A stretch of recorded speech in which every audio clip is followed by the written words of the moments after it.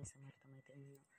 पहिल्या ब्लॉगमध्ये मी तुम्हाला गौरी विसर्जन याबद्दल काही सांगितलेलं नव्हतं. फक्त गौरी आव्हान याबद्दल मी तुम्हाला बोलले होते. यावर्षीचं गौरी आव्हान 2025मध्ये मी तुम्हाला सांगितलेलंच आहे की 2025मध्ये गौरी आव्हान हे 31 ऑगस्ट 2025 रोजी रविवारी होईल. 1 सप्टेंबर म्हणजे सोमवार ज्येष्ठ गौरी पूजेचा मुहूर्त हा पहाटे 5:59 ते संध्याकाळी 7:43 वाजेपर्यंत आहे. ज्येष्ठ गौरी विसर्जन 2 सप्टेंबरला होणार आहे. तर गौरी फर्स्ट डेला आपण गौरी घरात घेताना कशी घ्यावी याविषयी पण आपण मागच्या ब्लॉगमध्ये सांगितलेलं आहे. जवळजवळ सर्वांच्याच घरी गौरी गणपती बसलेले असतातच. तर गौरीच्या आगमनाच्या दिवशी घराच्या उंबऱ्यावर कुंकू आणि हळदीचा लेप व स्वस्तिक काढा. घरात लक्ष्मीचा प्रवेश होतो. गौरीसमोर मोहरीचे तेलाचाच दिवा लावा. धनप्राप्तीचा मार्ग खुलतात. उकडलेल्या तांदळावर तुळशीचे पान ठेवून गौरीला नैवेद्य दाखवावा. घरात आरोग्य आणि सुख टिकून राहते. त्याचप्रमाणे गौरी म्हणजेच माहेरवाशीण पाहुणे. ती घरात आली की घरातील वातावरण कसे आनंदी, गोडवा व समाधान असे आपले मन होते. गौरी आव्हान हे भाद्रपद शुद्ध सप्तमीला अनुराधा नक्षत्रात गौरी आव्हान केले जाते. गौरी ही एकटी येत नाही, तर त्या दोघी बहिणी म्हणून येतात. म्हणून त्यांना ज्येष्ठ व कनिष्ठ असे म्हणले जाते.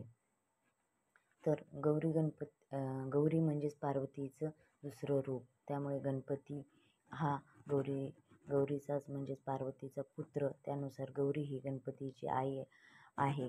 परंतु राज्यातील काही भागात गौरीला गणपतीची बहीण मानले जाते. जवळजवळ सर्वांच्याच घरी गणपती बाप्पा बसलेले आहेत. त्याचप्रमाणे गौराई पण बसलेले असतात. त्याच्यानंतर गौरी घरात घेताना फर्स्ट डेला गौरी घरात घेताना ताटात कुंकवाचे पाणी घ्यावे.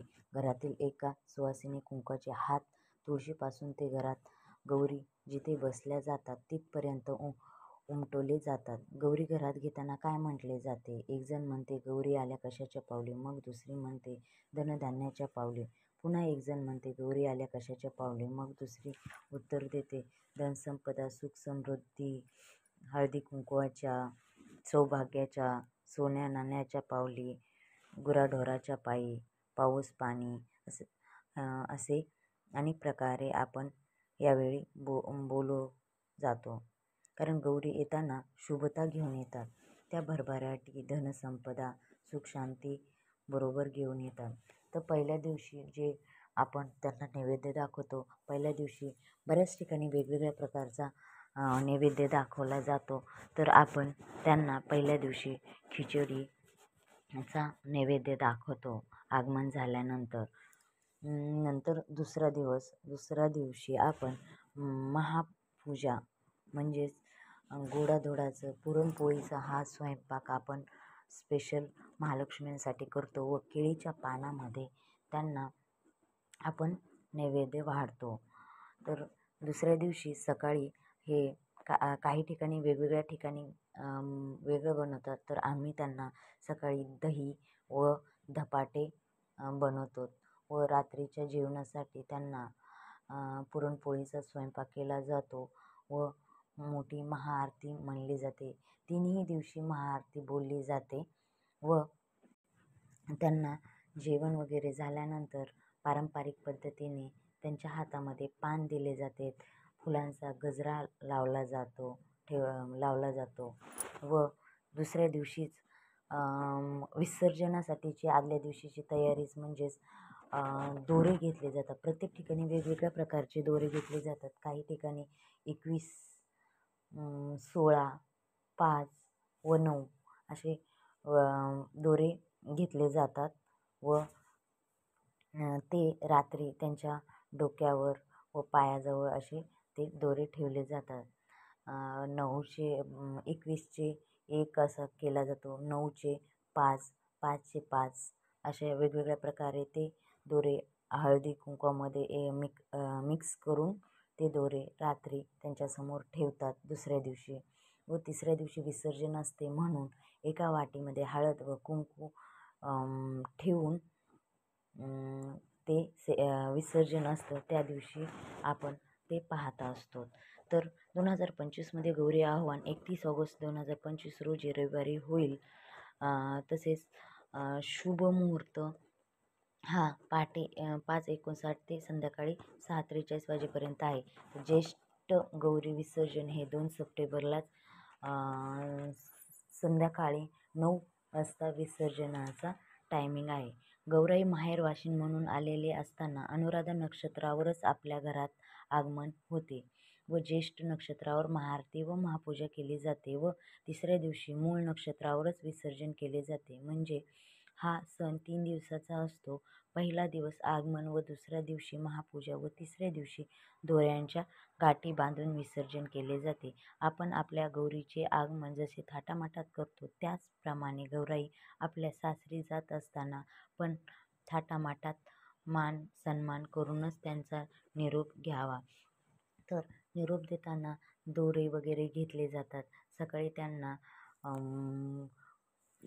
गुळाची करंजी वगैरे याचा नैवेद्य दाखवला जातो व दोरे घेताना आघाडा, हरळी, गणपतीजवळ ठेवलेली खारीक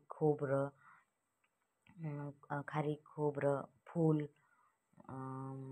रजईची एक दोरा अशा प्रकारे 8, 9, 10, 12 या वस्तू घेऊन त्याच्या वेगवेगळ्या प्रकारे 16 ह्याला 16 गाठी, 21 याला 21 गाठी अशा प्रकारे त्या दोऱ्यांच्या गाठी बांधल्या जातात व महालक्ष्मीच्या समोर ठेवल्या जातात व त्यानंतर आपण त्या गळ्यात बांधतो व काही आपल्या तिजोरी वगैरे असतात त्या ठिकाणी त्या गाठी ठेवल्या जातात. कारण त्याच्यामध्ये गौरी महालक्ष्मीने तिचा आशीर्वाद दिलेला असतो व आपल्या घरात धन संपत्ती भरभराटी व्हावी यासाठी तो धागा आपण तिजोरीमध्ये ठेवला जातो, लेकरांच्या गळ्यात घातला जातो व आपल्या पण घालतो.